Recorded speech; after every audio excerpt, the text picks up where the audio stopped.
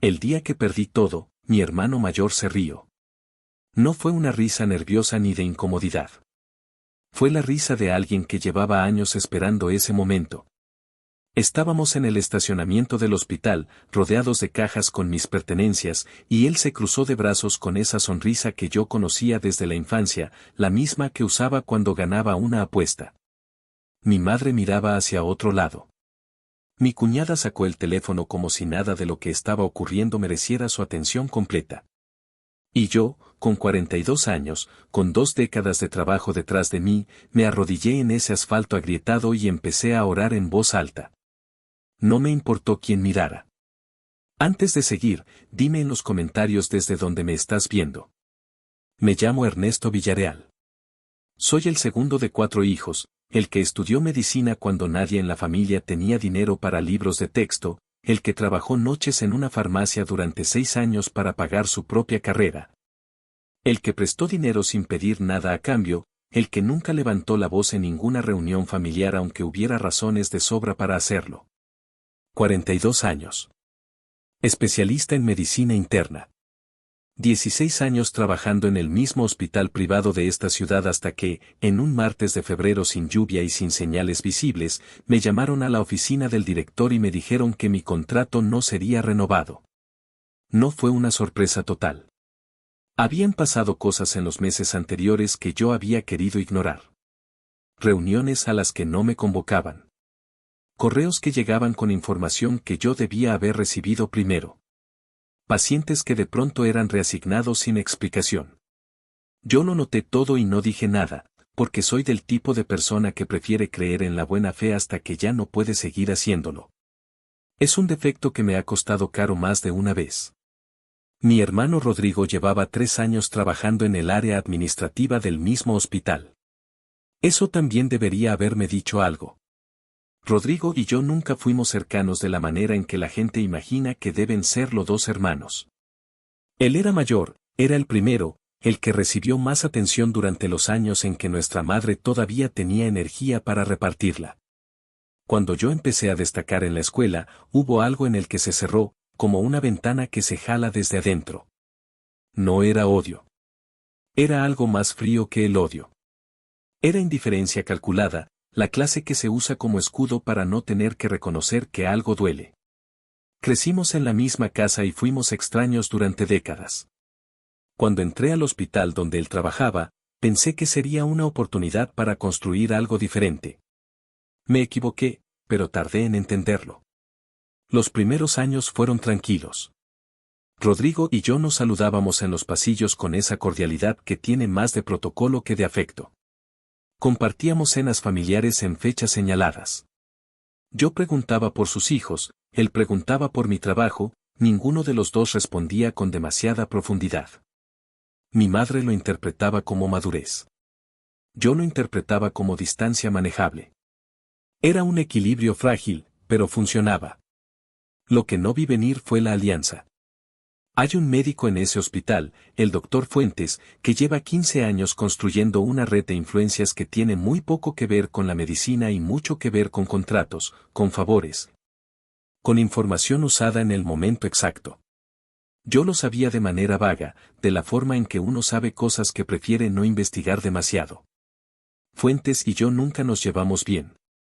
No hubo un incidente específico, solo esa clase de tensión que existe entre 2 personas que representan maneras incompatibles de entender la profesión. Él era pragmático de una forma que a mí me parecía peligrosa. Yo era principista de una forma que a él le parecía inconveniente. Lo que no sabía era que Rodrigo y Fuentes se reunían cada 15 días en un restaurante a 4 cuadras del hospital. Me lo contó una enfermera llamada Patricia, que lleva 20 años en urgencias y que tiene esa cualidad rara de ver todo sin que nadie la vea a ella.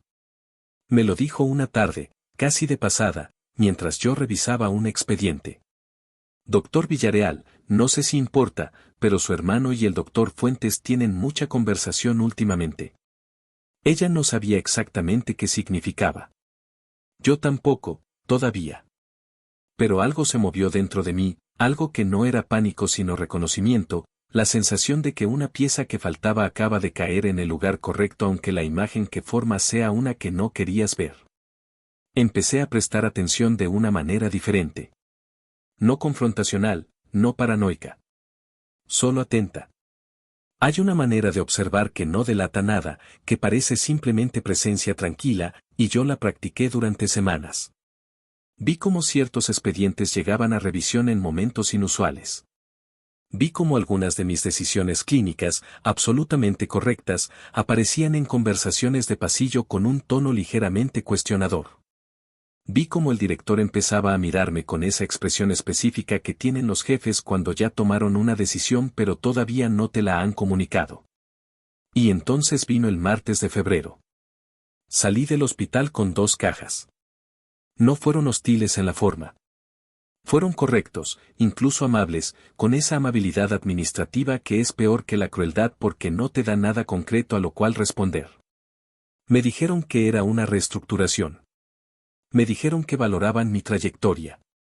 Me dieron un sobre con lo que correspondía por ley y me acompañaron hasta la puerta con esa eficiencia que tienen las instituciones cuando quieren que algo desaparezca sin hacer ruido. Rodrigo estaba en el estacionamiento. No sé si fue casualidad o si lo planeó. En ese momento no importaba.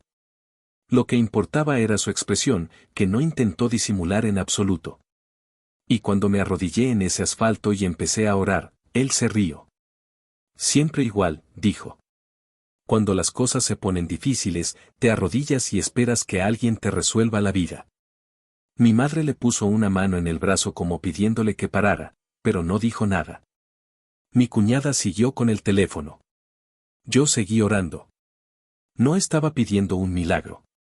Estaba haciendo algo diferente, estaba eligiendo deliberadamente no reaccionar desde la herida sino desde un lugar más profundo. Estaba dándome permiso para sentir todo sin dejar que todo me destruyera. Cuando me levanté, no dije nada. Puse las cajas en el carro y me fui. Si esta historia te está tocando de alguna manera, tómate un momento para dar like y suscribirte. Eso ayuda muchísimo a que este canal crezca. Los meses siguientes fueron los más silenciosos de mi vida adulta. Silenciosos hacia afuera, porque adentro estaban llenos de movimiento. Conseguí una consulta temporal en una clínica pequeña, suficiente para cubrir gastos mientras pensaba. Y mientras pensaba, también investigaba. Patricia me había dado un hilo del que empecé a jalar con cuidado, con paciencia, con la determinación que uno desarrolla cuando entiende que la urgencia puede arruinar lo que la constancia puede construir. Lo que encontré fue sistemático. Fuentes había construido durante años una manera de desplazar médicos incómodos usando información administrativa como palanca. Rodrigo tenía acceso a ese tipo de información en su posición y se la había estado proporcionando. No era ilegal de una manera obvia, era de esa clase de maniobras que viven en los bordes, en las zonas grises donde la ética se dobla sin llegar a romperse del todo. Pero había documentos. Había correos. Había un rastro que alguien con suficiente atención podía seguir. También descubrí algo que no esperaba. No era el primero. Había otros 3 médicos en los últimos 8 años que habían salido del hospital en circunstancias similares. Uno de ellos, una doctora llamada Clemencia Ríos, había intentado presentar una queja formal y no había llegado a ningún lado porque no tenía suficientes pruebas. Yo la contacté. Luego contacté a los otros 2. Los 4, juntos, teníamos algo distinto. Teníamos un patrón. Un patrón es lo que necesita un abogado especializado para construir un caso. Tardamos 7 meses. 7 meses de reuniones discretas, de documentos revisados, de declaraciones preparadas, de una paciencia que a veces me costaba mantener cuando pensaba en el estacionamiento y en la risa de mi hermano. Pero la mantuve. La oración que empecé ese martes de febrero no terminó ese día. Continuó cada mañana como una práctica de humildad deliberada, de recordarme que lo que estaba construyendo no era venganza sino restauración, que hay una diferencia fundamental entre las dos aunque a veces sea difícil verla. Quédate conmigo, porque lo que pasó después lo cambió todo. La audiencia ante el colegio médico fue un jueves de octubre. Fuentes llegó con su abogado y con esa confianza que da años de salirse con la suya. Rodrigo llegó como testigo citado, sin entender todavía que el terreno debajo de sus pies había cambiado completamente. Yo llegué con mis 3 colegas, con nuestro abogado, y con una carpeta que contenía 17 meses de documentación sistemática. No hubo dramatismo innecesario. No hubo discursos. Fue algo más preciso que eso, fue la presentación ordenada y meticulosa de una verdad que había estado esperando ser dicha en el lugar correcto, en el momento correcto, frente a las personas correctas.